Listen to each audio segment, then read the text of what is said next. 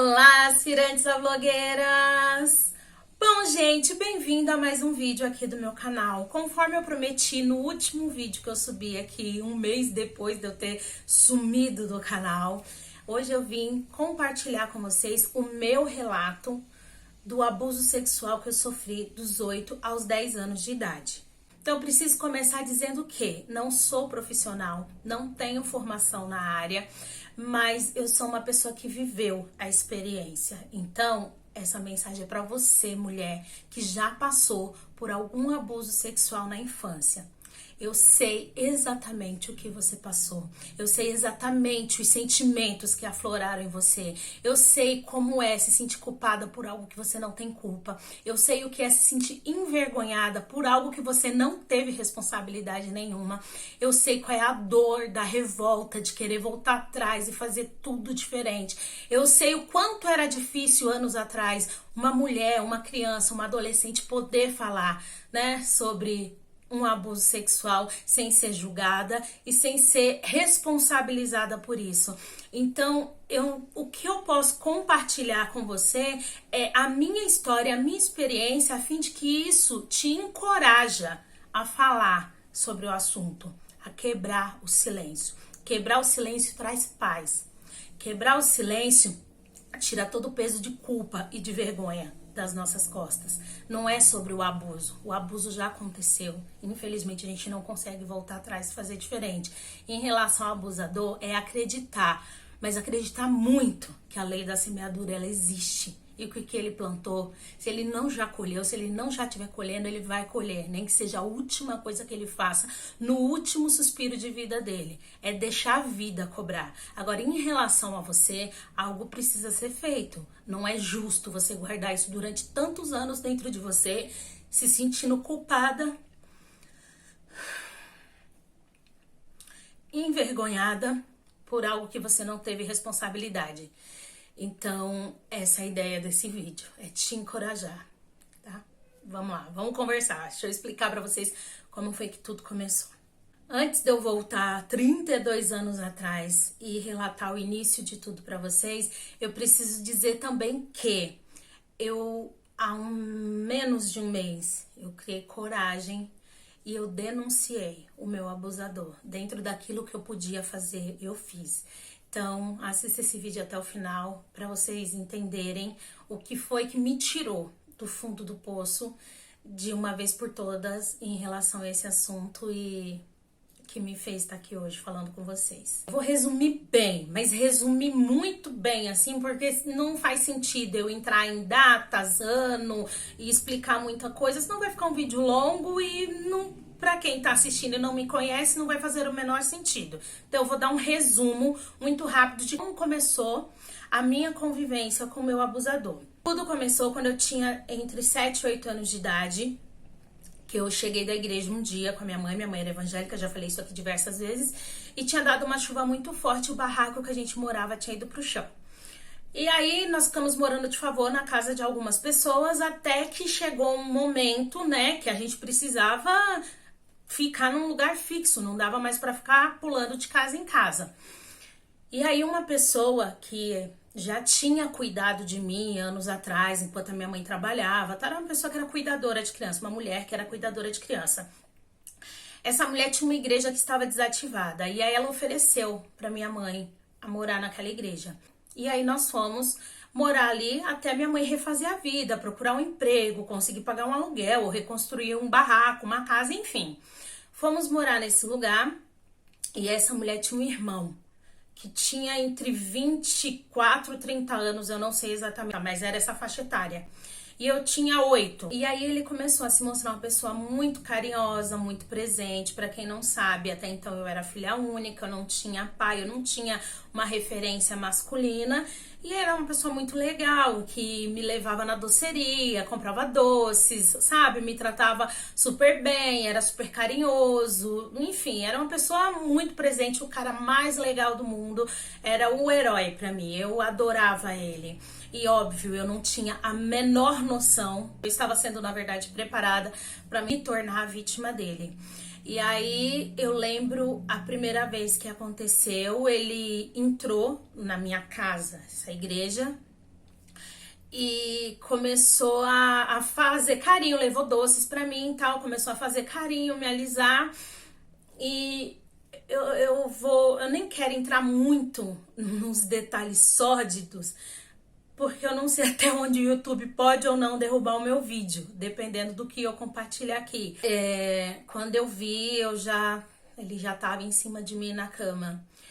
E eu chorei, eu lembro que eu chorei, eu não tava entendendo, eu nunca tinha passado por algo parecido com aquilo, eu não sabia o que estava acontecendo, eu não tinha noção do que era que tava acontecendo ali, eu só estranhei que o carinho tava me incomodando. Não era mais os carinhos de antes, um carinho onde eu tava sem roupa, aquilo tava me incomodando.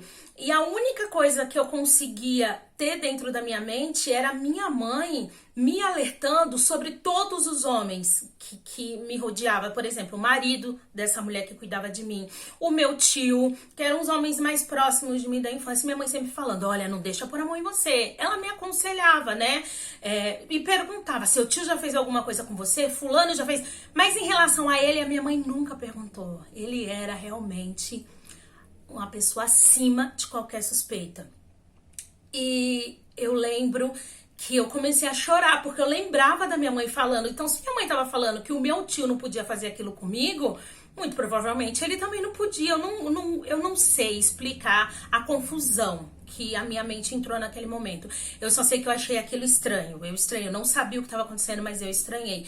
E eu lembro que eu comecei a chorar. Quando ele terminou de fazer o que tinha pra fazer, só pra vocês entenderem o nível que era o abuso, assim, ele já mandar eu ir correndo tomar banho, que o meu corpo, meu rosto inteiro tava sujo da ejaculação dele. E eu lembro que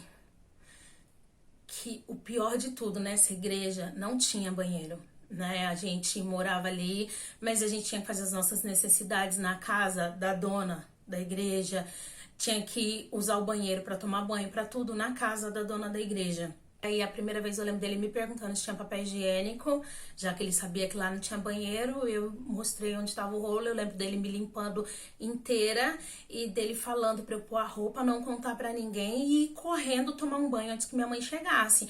Aí eu não tava entendendo o cuidado, e ele super carinhoso, eu não tava entendendo o cuidado, mas eu lembro que eu falei, eu vou contar para minha mãe.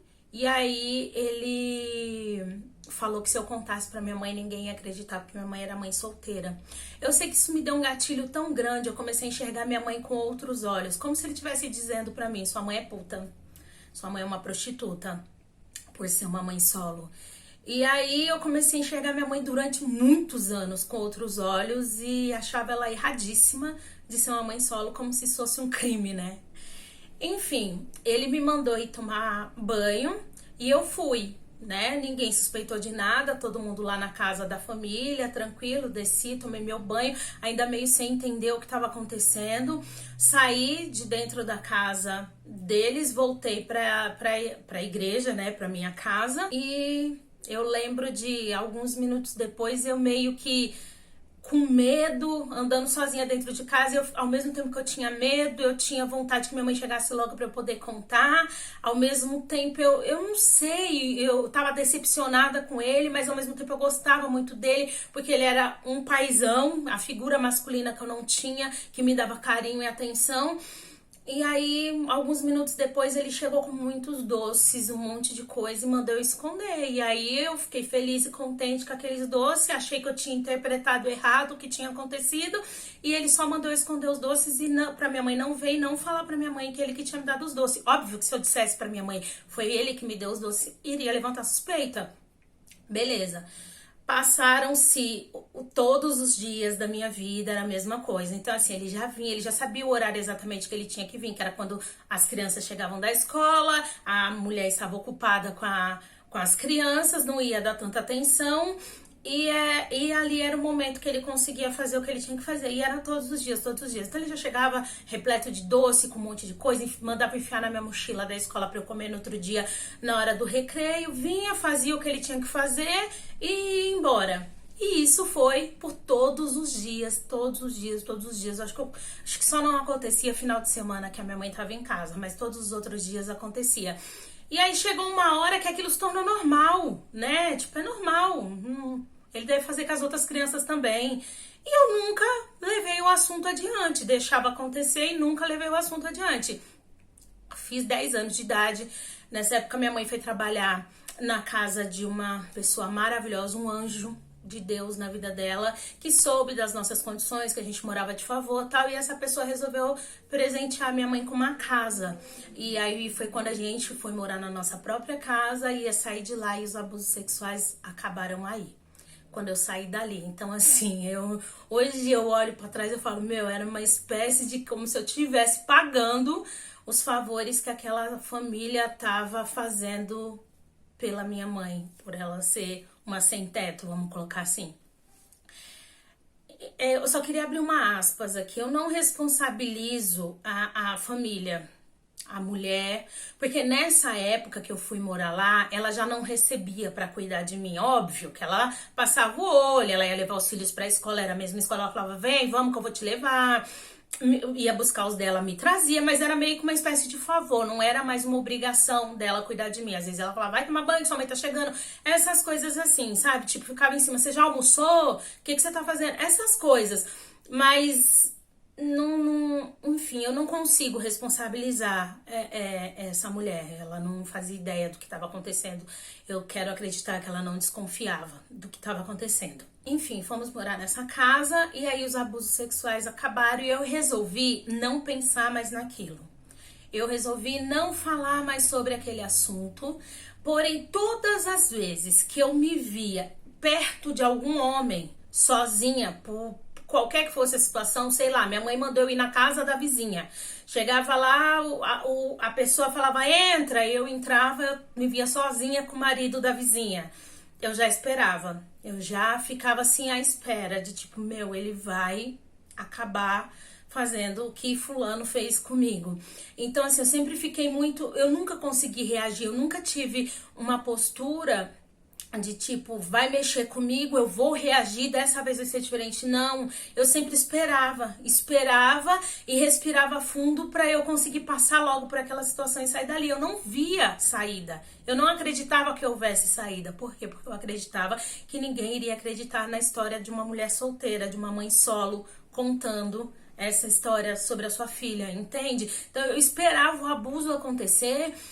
E quando ele não acontecia, eu falava, uau, eu passei, esse aqui eu posso confiar, não acontece. E quando eu via que ia acontecer, eu tentava sair de perto, eu disfarçava, tal, eu me mostrava desconfiada, mas eu não estava pronta para lutar contra. Caso eu fosse realmente agarrada, eu não iria lutar contra. Meio louco isso, né? Eu sabia que eu estava correndo risco, mas eu nem cogitava a possibilidade de enfrentar aquilo, de tentar correr ou lutar. É meio louco, mas foi assim que isso aconteceu dentro de mim. Enfim, eu resolvi não pensar mais nesse assunto, eu já não falava pra ninguém, mas não pensar sobre esse assunto e vida que segue. Um dia eu acredito, gente, pode ser que eu esteja errando data, idade, porque eu não vou lembrar dos episódios com data e, enfim, vim mexer nessa história há muito pouco tempo, então durante muito tempo ficou, guardadinha numa caixinha dentro de mim, então, enfim. Eu tava com quase 14, 15 anos, eu acho que era essa idade, e eu lembro de eu estar passando em frente a essa casa, essa igreja, e ele estava lá. E aí ele virou pra mim e falou assim, nossa, você tá bonita, né? Você lembra quando a gente namorava, como era gostoso, que você adorava? E aí aquilo me deu gatilho, eu me tremi toda, eu lembro que eu olhei pra ele, eu só consegui falar assim, eu era uma criança, eu não tinha idade de namorar, eu não namorava. E aí ele fez piada, você gostava, desde pequena você é safada. E aí eu saí, cheguei em casa, eu vomitei. E eu não sabia o que estava acontecendo dentro de mim, eu não sabia o porquê que eu estava sentindo tudo aquilo. E mais uma vez eu escolhi ignorar. E aí começou os episódios de vários pesadelos. Vários pesadelos. Eu tinha pesadelos com tudo acontecendo, eu criança, aquele homem me abusando, eu querendo reagir, sempre eu não conseguia, eu não tinha força.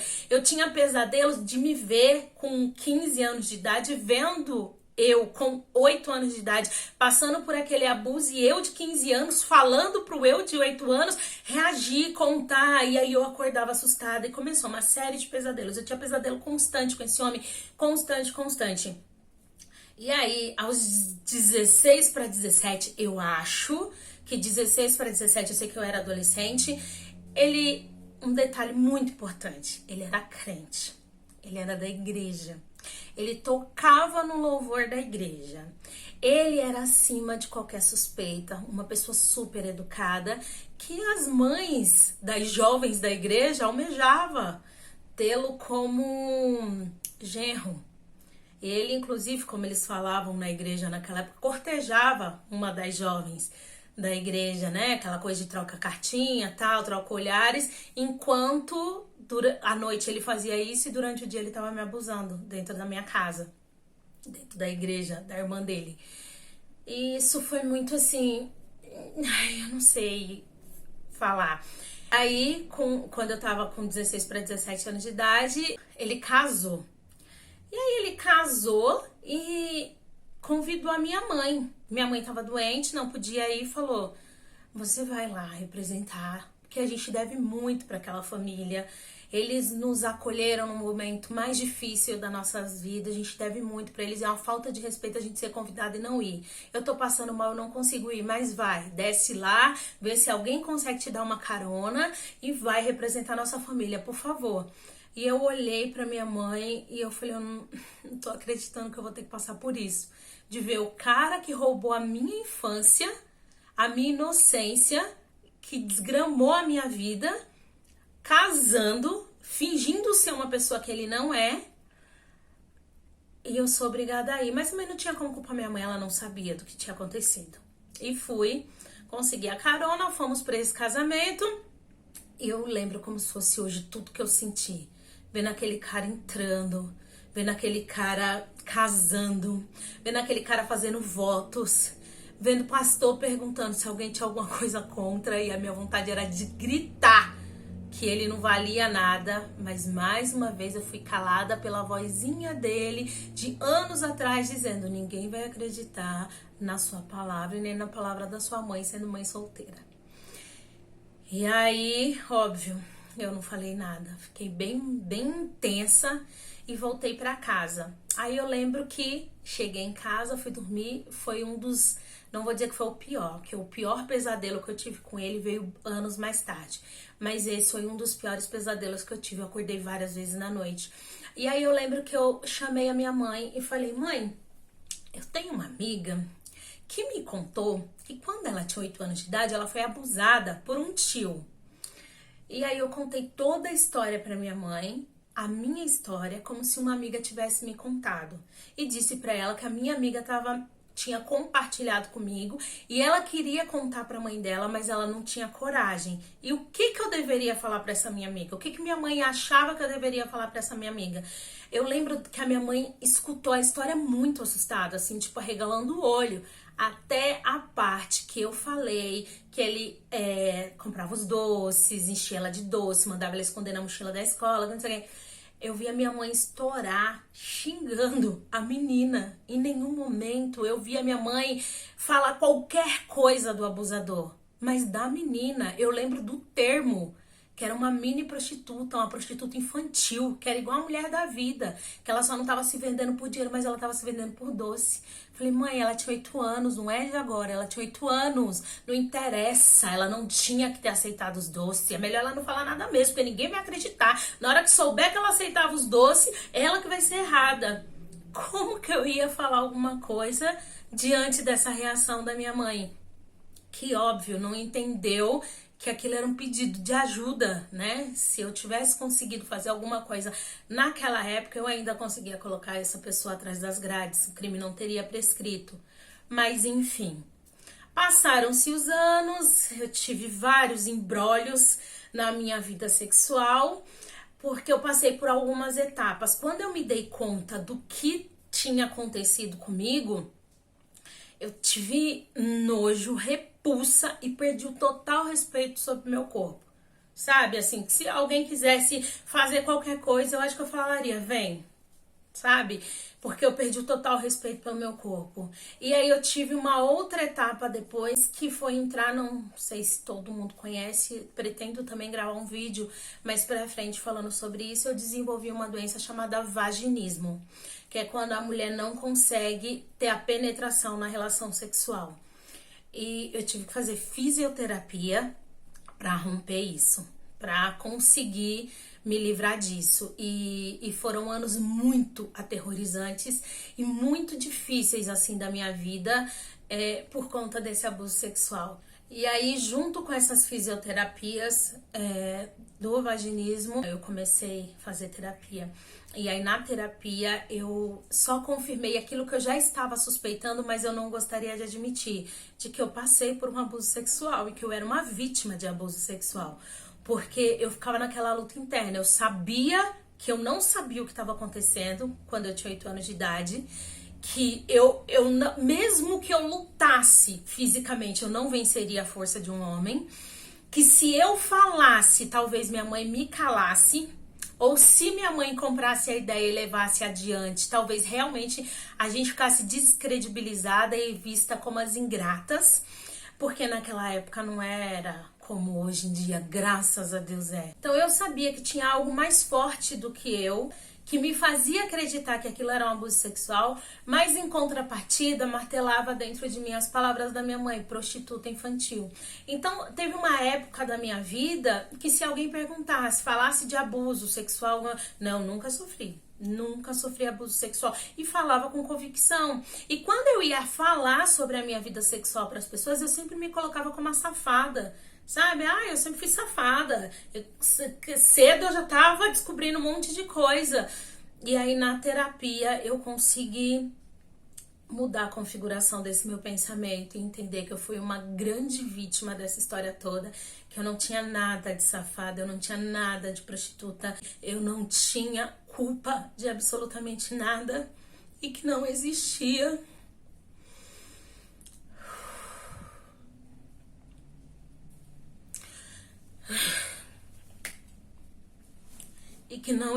motivo para eu ter vergonha do que eu passei. E aí eu comecei a encarar isso de frente. E aí eu fui repetindo para mim mesma todos os dias que eu era vítima, que eu fui abusada, que eu não tinha culpa, que eu não merecia carregar essa culpa, que isso não era certo, que isso não era justo. Até eu ir conseguindo fazer com que isso se tornasse uma verdade absoluta na minha vida. E aí, depois de muito tempo de terapia, muitos anos de terapia, depois de muitas sessões de físio, eu consegui retomar o controle da minha vida sexual, eu consegui falar sobre o assunto com meu marido. Eu lembro como se fosse hoje, a primeira vez que eu sentei e contei pra ele tudo que aconteceu.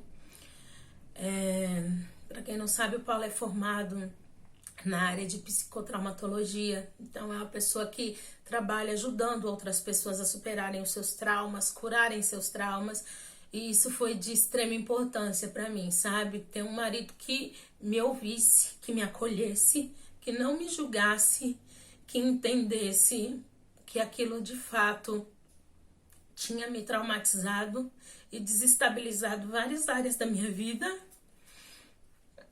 E eu sou muito grata por ter a sorte de ter o marido que eu tenho, de poder falar sobre tudo com ele, inclusive sobre isso, sem ter medo de ser julgada. Eu sei que nem toda mulher tem essa sorte. Eu sei que tem muita mulher que, se for falar, vai ser julgada, vai ser descredibilizada, a palavra dela vai ser colocada em dúvida.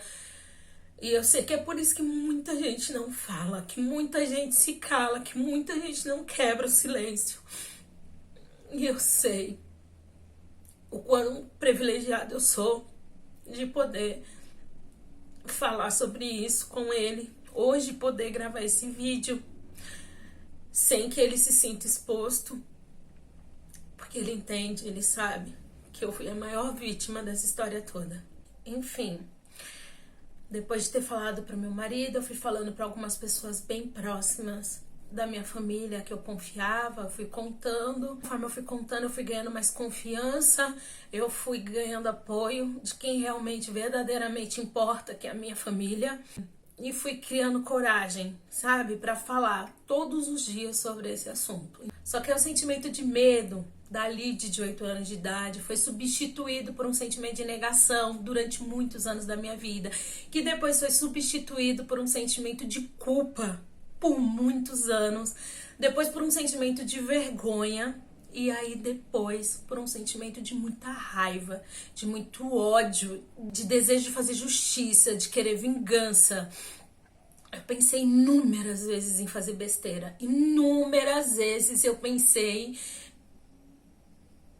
em pedir para que alguém acabasse com a vida dele, encontrasse ele, seja lá onde ele estivesse, e acabasse com a vida dele. Graças a Deus, Deus nunca me deixou levar esse plano adiante. Mas eu planejei inúmeras vezes dentro da minha cabeça como eu queria só receber a notícia que ele tinha sido morto.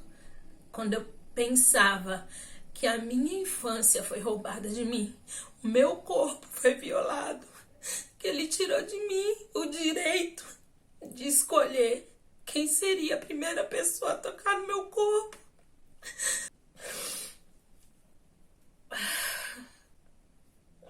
Isso ainda dói. Tem muita coisa que eu consigo falar sem sentir dor. Mas pensar sobre isso dói. Dói. Dói porque criança nenhuma merece passar por isso. Enfim.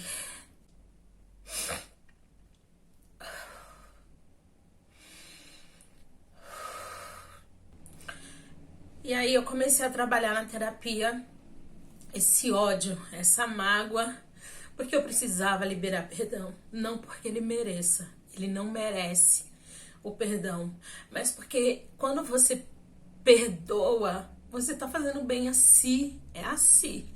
Você tá dando uma oportunidade de você viver em paz. E era isso que eu precisava entender. Eu precisava perder o meu orgulho, perder a minha vontade de fazer vingança, a minha vontade de fazer justiça com as minhas próprias mãos. Eu precisava perder tudo isso. Nunca deixei de ser a vítima, mas eu precisava perder o desejo que me dominava em ver a justiça acontecendo. E aí, o que é justiça? Quando a gente fala de um abuso sexual, o que é justiça? É esse cara ir pra cadeia, é esse cara sofrer as consequências dentro da cadeia, é arrancarem os órgãos genitais desse desgramado, é o quê? Ele morrer? Eu não sei se ele passar por cada uma dessas coisas que eu mencionei vai fazer ele sentir na pele o que eu senti. Vai estar justo? De repente, se ele for preso, não vai doer nele o que doeu em mim. Descobri que eu fui abusada sexualmente por ele e que eu perdi a minha infância, que ele roubou a minha infância. Então, não dá pra gente mensurar o que é justiça, porque a gente não sabe o que vai doer no outro na mesma proporção que doeu na gente. E é por isso que a gente precisa deixar a vida cobrar, né? Se existe algo pra ser feito legalmente, tem que ser feito. Mas se não existe, que foi o meu caso, não tem que fazer justiça com as próprias mãos. É deixar que a vida cobre dele. Agora, o mais importante dessa história é o que veio a seguir. Depois de eu conseguir me recuperar de toda essa raiva, de todo esse ódio, de toda essa vontade de fazer justiça com as minhas próprias mãos, como foi que eu denunciei? O que foi que aconteceu para 32 anos depois, basicamente um mês, não tem um mês, gente, 20 e poucos dias atrás, eu fazer alguma coisa. Como eu disse, eu sempre tive episódios de pesadelos, sempre aconteceram, eram constantes. E aí eu tive um que foi o pior, assim, pra mim, porque realmente me levou a um lugar onde eu perdi o controle da situação. Eu tava dormindo, dormi primeiro que o Paulo. Eu lembro do pesadelo. Tudo que aconteceu naquele pesadelo eu lembro. Se eu tiver que contar o pesadelo todinho, eu consigo contar. Mas eu não lembro de nada do que o Paulo presenciou. Eu tive esse episódio de pesadelo e ele fala que eu gritava pedindo pra me largar, pra me soltar, pra me deixar. Repetidas vezes. Que eu levantei da cama inúmeras vezes seguidas, parecendo um robô. Que eu levantava, ia no filtro, tomava água, voltava, deitava, me cobria. Levantava, ia no filtro, tomava água, deitava, me cobria. Repetidas vezes. O Paulo fala que eu fiz isso. E eu não lembro. Acordei debaixo do chuveiro, chorando, tomando banho. E o Paulo me contou o que tinha acontecido. Eu lembrei de várias vezes durante os atos, né, de abuso, que ele me dava copo de água quando eu chorava muito, para me acalmar. E eu acredito que isso tem alguma ligação com o fato de eu ter levantado diversas vezes e ido tomar água. O sonho foi tão real, que eu tive que levantar para ir tomar banho. Só que eu não vi eu levantando para ir tomar banho. Eu acordei dentro do chuveiro, porque eu só queria tomar banho, eu só queria limpar meu corpo depois do que aconteceu naquele pesadelo. Então, assim, aí foi a hora que eu comecei a realmente falar, não, preciso fazer alguma coisa. Deve existir alguma coisa que eu possa fazer. Não é justo eu não ter paz depois de tantos anos, né? Eu tô tantos anos tratando isso, tantos anos falando disso na terapia e eu não tô conseguindo encontrar o meu caminho de paz, e agora eu tô perdendo o controle sobre as minhas atitudes enquanto eu tô dormindo, tô tendo episódios de sonambulismo. Não tem como. Eu sei que no dia seguinte eu entrei numa bad, num lugar, um lugar tão ruim, um lugar de vontade de morrer, um lugar que eu não conseguia sair, eu não sei explicar. Eu nunca fui diagnosticada com depressão, mas eu imagino que quem sofre de depressão tem é esse o sentimento, sabe? Eu não sei explicar que lugar foi aquele obscuro que eu entrei. Um buraco escuro que eu não penteava o cabelo, eu não conseguia levantar pra fazer nada, Paulo indo trabalhar, eu não limpava a minha casa, eu fiquei 2, 3 dias sem tomar banho, eu só queria dormir, eu fiquei tomando escondido antialérgico pra dormir, porque eu só queria sair da realidade, eu não queria encarar aquilo de frente, e eu tava com muito medo de ter outros episódios, então eu já acordava atenta, esperando o Paulo falar se teve algum outro episódio, mas graças a Deus não teve mais, e assim foi. Eu passei acho que 1 semana e meia nessa bad, nesse lugar que eu não tinha força de sair, eu não conseguia sair. E aí eu falei, não, deve existir alguma coisa que eu possa fazer. Aí eu lembro como se fosse hoje, que eu falei, eu não vou tomar remédio hoje pra dormir. E aí meu corpo começou a doer, de tanto ficar deitada, eu resolvi levantar e tomei um banho. Eu lembro que eu tomei um banho dentro do banheiro, eu falando, você precisa reagir, você precisa fazer alguma coisa, você precisa fazer alguma coisa. A primeira coisa que eu fiz foi procurar o meu advogado e contei a história e falei, dentro da lei, existe alguma coisa que possa ser feita? E aí ele falou, não, o crime já prescreveu. Infelizmente, ainda que ele assuma que você tem uma confissão dele, legalmente não há o que fazer. Mas aí eu entendi que todo esse tempo eu lidei com as consequências que esse abuso trouxe para a Lidiane adulta, mas eu não tinha feito nada em prol da Lidiane de 8 anos, sabe? Eu cuidei da Lidiane adulta, eu fiz tudo que eu podia fazer para trazer o maior conforto possível dentro desse cenário para a Lidiane adulta, mas é a Lidiane de 8 anos, que foi negligenciada, que não pôde pedir socorro, que não teve ajuda, que foi calada. Tinha algo dentro de mim que ainda queria que eu fizesse algo. Depois de refletir muito, eu entendi que eu não podia fazer nada pela Lidiane de 8 anos, de 32 anos atrás, mas tem um monte de Lidiane no mundo hoje, com 8 anos, com menos idade, adolescente, o cara tá vivo, ele tá aí, entende? Então, eu por mim, realmente eu não conseguiria fazer mais nada, mas eu conseguiria fazer alguma coisa para evitar que outras leads de 8 anos passassem por essa situação com esse mesmo abusador hoje em dia, sabe? Ou se tivesse passando, conseguiria livrar qualquer uma delas. E aí eu resolvi vasculhar o meu passado pelas redes sociais, através de alguns amigos em comum. Eu encontrei a família dele nas redes sociais. E uma das sobrinhas dele, que cresceu junto comigo, a gente ia pra escola junto, a gente cresceu junto. Eu não consigo contar a história da minha vida sem falar dessa família, gente. Eles fizeram parte demais, assim. Eu encontrei ela, falei, é com ela que eu vou falar. É triste, né? Eu tinha noção, eu ia compartilhar um peso muito grande com uma pessoa que não tinha culpa de nada. De repente você descobriu que seu tio é algo que você não imaginava. E eu me senti mal em ter que compartilhar isso com ela. Mas se de repente ela fosse a única ponte para que essa história, sabe, não chegasse na família dele. Eu não queria colocar responsabilidade nenhuma nas mãos dela. Eu não queria que ela fizesse nada. Porque não tem nada que ela pudesse fazer. O crime já prescreveu. Mas não tem nada que ela pudesse fazer em relação a mim. Mas em relação às outras crianças que tem naquela família, que são muitas, sim. Então, se ela já ouviu alguma coisa no passado em relação a ele, o meu depoimento seria uma confirmação. Então, assim, eu dividi meu fardo com ela, pedi para que ela viesse aqui em casa, ela veio com o marido dela, a gente tomou café da manhã juntos e eu compartilhei, contei tudo. Foi muito difícil, porque eu tinha noção do que eu estava compartilhando com ela.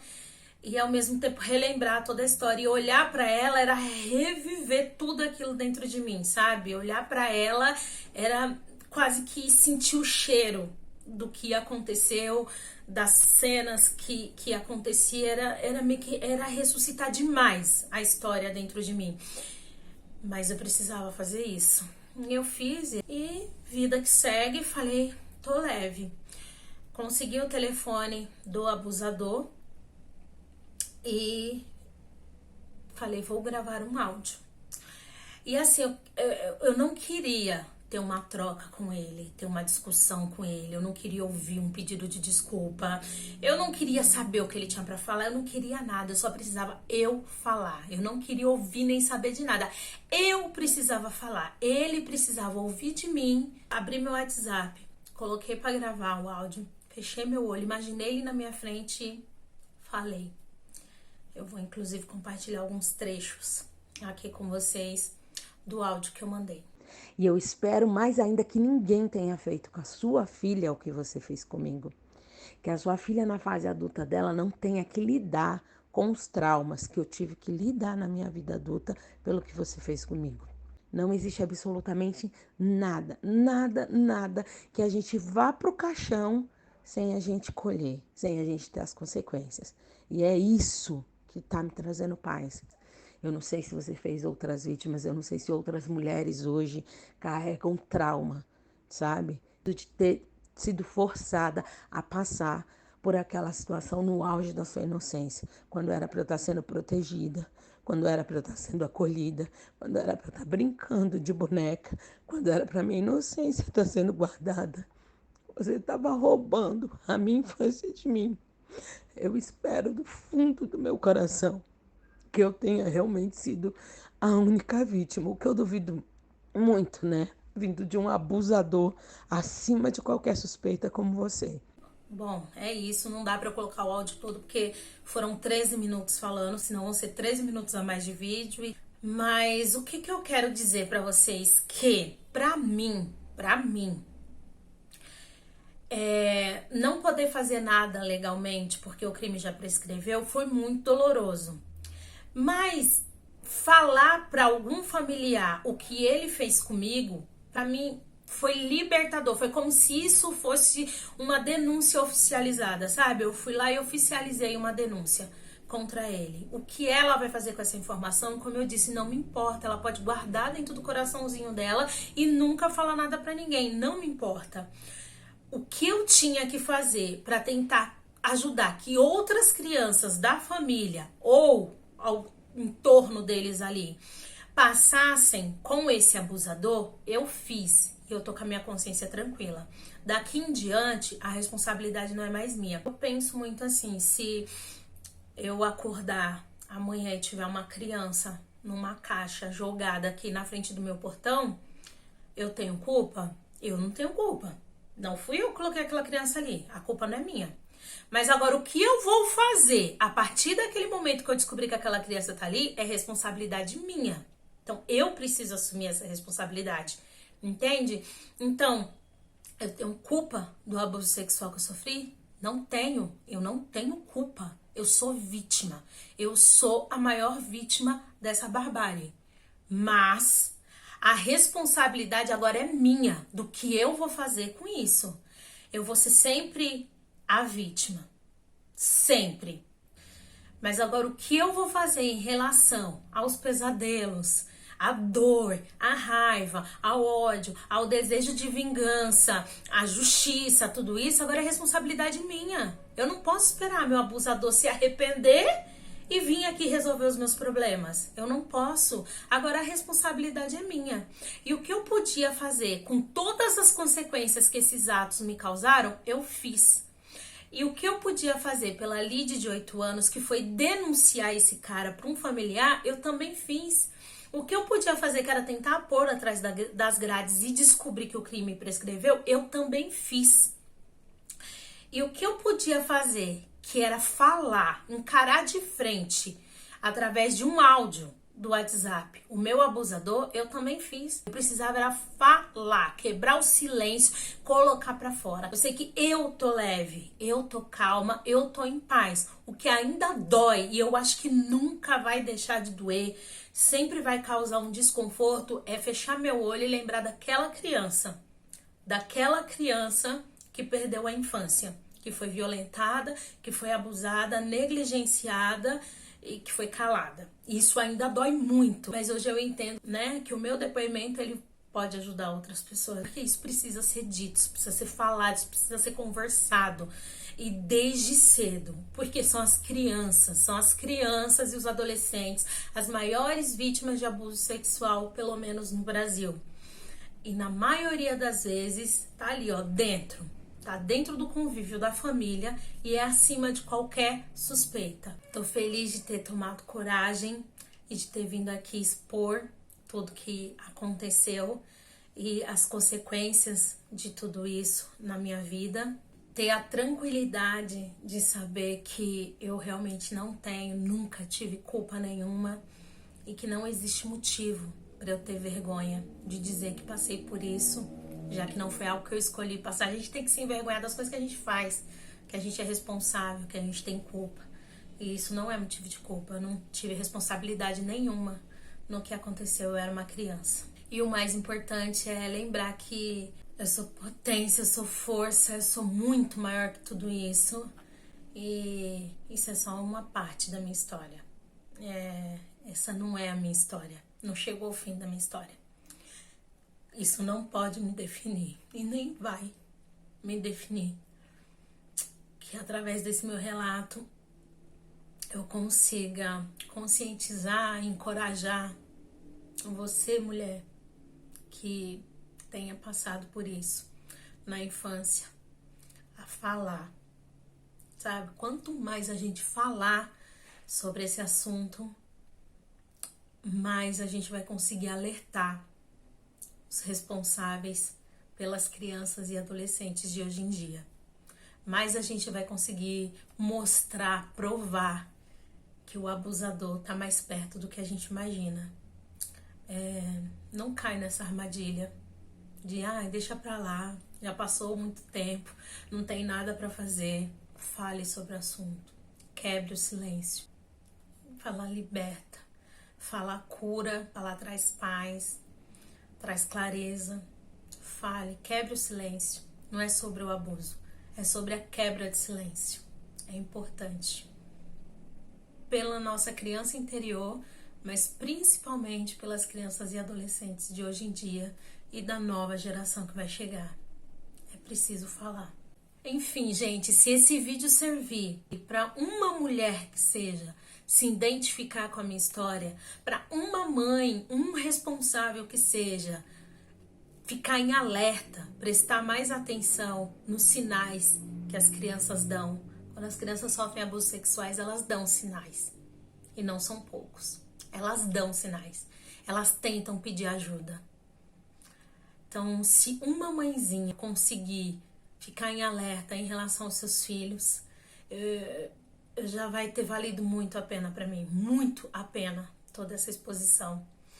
E eu já vou ficar muito feliz em entender que a minha história pode agregar, somar e ajudar outras mulheres.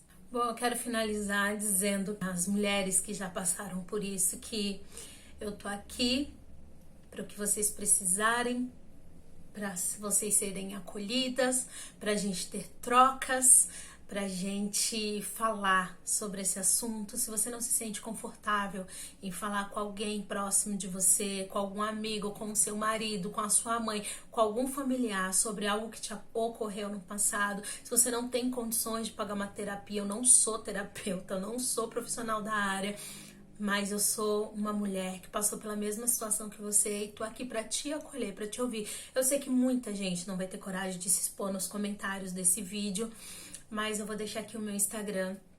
Podem me chamar, se vocês se identificaram, me chama no direct, vamos conversar, vamos falar sobre isso, porque talvez você sozinha se sinta frágil, mas juntas somos mais fortes. Tô aqui, se precisar é só chamar, tá bom? Um beijo, até o próximo vídeo, tchau!